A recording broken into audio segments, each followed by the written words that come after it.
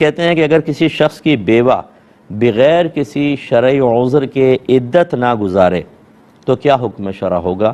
کیا اس سے مردے کو اذیت اور تکلیف ہوتی ہے؟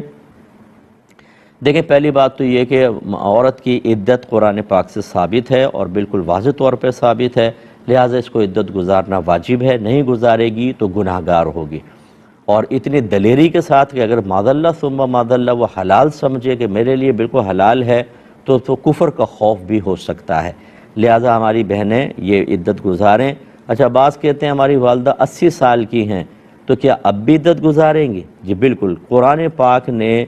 بیوہ کے لیے یا مطلقہ کے لیے کوئی کنڈیشن نہیں رکھی، چاہے وہ کسی بھی ایج کی ہوں گی، انہیں بہرحال عدت گزارنی ہی ہوگی۔ اب اگر بغیر شرعی عذر کے نہیں گزاریں گی تو وہی میں نے بتایا، یا تو گناہ گار ہوں گی، اور اگر دلیری کے ساتھ شریعت کا مذاق اڑاتی نظر آئیں تو اسلام سے خارج بھی ہو سکتی ہیں۔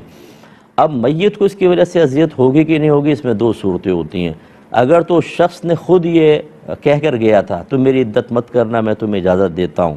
پہلی بات تو یہ کہ آپ کو کس نے کہا تھا، یہ کس نے آپ کو اتھارٹی دے دی کہ آپ اجازت دیں گے نہیں دیں گے؟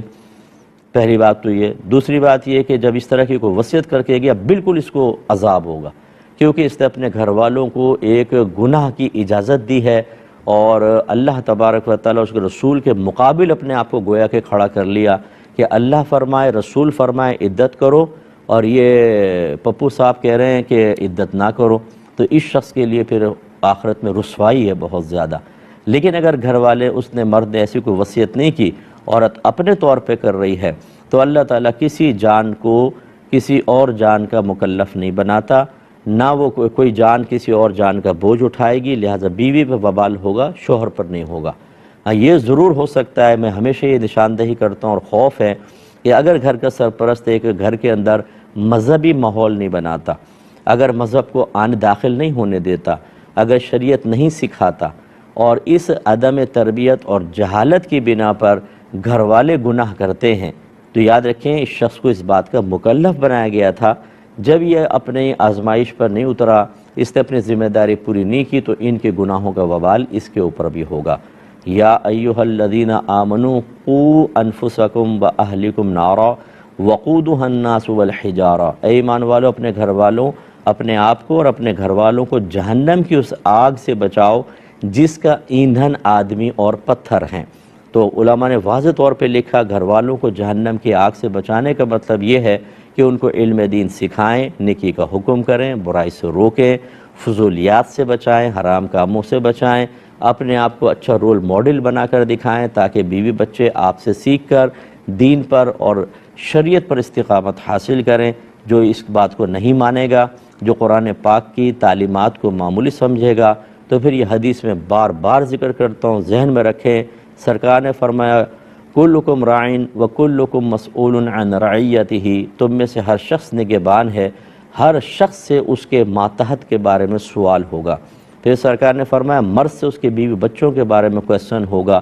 عورت سے شوہر کے گھر اور بچوں کے بارے میں کویسچن ہوگا، کھڑا کر دیا جائے گا اور اللہ تعالیٰ پوچھے گا بتاؤ گھر والوں کو علم سکھایا تھا،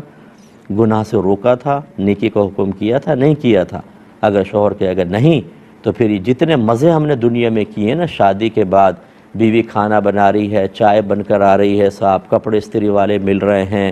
بچے ہیں، بیٹا یہ لاؤ، یہ کرو اور وہ کرو، ایک حکومت مل جاتی ہے سرپرست کو، تو یہ جو حکومت ہے، کل اس کا وبال بہت مشکل ہے کہ اس کا آدمی حساب کتاب دے سکے۔ اللہ سمجھ کی توفیق عطا فرمائے۔ اس سے متصل بیچ میں ایک روایت امام بخاری ذکر کر رہے ہیں، حضرت ابو ہریرہ رضی اللہ تعالی عنہ سے روایت کرتے ہوئے کہ سرکار نے چاشت کی 2 رکعت نماز پڑھنے کی مجھے وصیت کی۔ اس کا مطلب یہ ہوا کہ صلاۃ الضحیٰ جو کہلاتی ہے وہ چاشت کی نماز کہلاتی ہے، تو یہ سرکار نے خود بھی پڑھی ہے، ثابت ہے جیسے نچلی روایت میں آ رہا ہے، اور اس کے پڑھنے کی تلقین بھی بیان فرمائی ہے۔ جب طلوع آفتاب ہوتا ہے، یوں کہہ لیں کہ سورج کی پہلی کرن نکلتی ہے، تو سمجھ لیں فجر کا وقت ختم ہو گیا اور اب مکروہ وقت شروع ہوا ہے، جو ایک محتاط اندازے کے مطابق 20 منٹ تک رہتا ہے ہمارے یہاں کے حساب سے۔ 20 منٹ گزر جانے کے بعد اس کے بعد انسان اشراق کی نماز پڑھ سکتا ہے، 2 رکعت نماز اشراق ہے، اور 20 منٹ کے اندر سورج اتنا حدت والا نہیں ہو جاتا کہ اس پہ نگاہ جمنا مشکل ہو جائے. آپ دیکھ سکتے ہیں 20 منٹ میں اتنی شدت نہیں آتی ہے لیکن تھوڑی تیزی آ جاتی ہے. پھر جب اور زیادہ تیزی آ جائے کہ اب آپ کی نگاہیں سورج پہ بالکل نہیں جم سکتی ہوں تو سمجھ لیں اب چاشت کا وقت شروع ہو چکا ہے. تو یہ دونوں کے فرق کے آغاز میں تھوڑا سا فرق ہے، یعنی دونوں کے وقت کے آغاز میں تھوڑا سا فرق ہے کہ 20 منٹ مغرب گزر جانے کے فوراً بعد اشراق کا وقت شروع ہوتا ہے کیونکہ سورج میں بھی نرمی ہے، اور جب سورج میں بہت زیادہ سختی اور گرمی آ جاتی ہے کہ اب آپ کی نگاہ نہیں جمتی تو اب